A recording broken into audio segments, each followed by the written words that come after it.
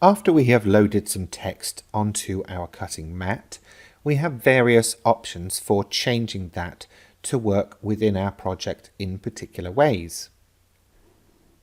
I will load up some text and show you.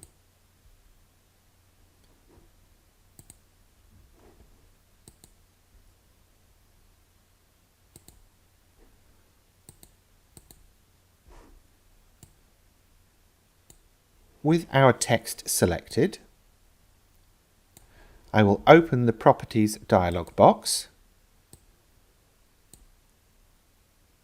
and then you can see we have a variety of options for adapting this text for use in our project. The size and angle we will already have covered in selecting, moving and resizing, so a previous lecture.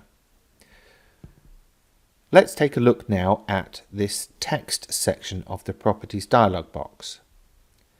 So although I chose the text style when I first entered this text, I can go through all of the available options using this drop-down box to find the one that will work best for my project.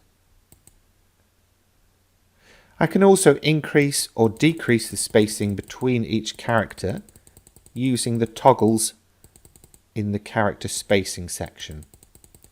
This could be useful if you wanted to weld these characters together to create a shaped card or a shaped embellishment. At the bottom of the Properties dialog box, you will see the line type. This is where I can change the output type from being a combined cutting and drawing line to either just a cutting line or just a drawing line.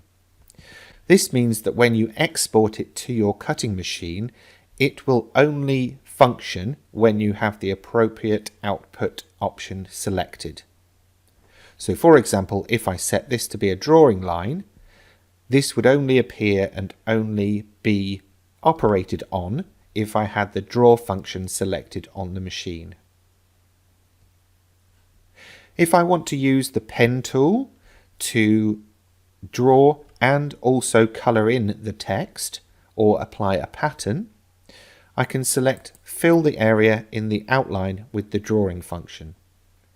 We would set the pattern in our machines as normal, and then the machine, when it comes to draw this, will apply the pattern that you've selected.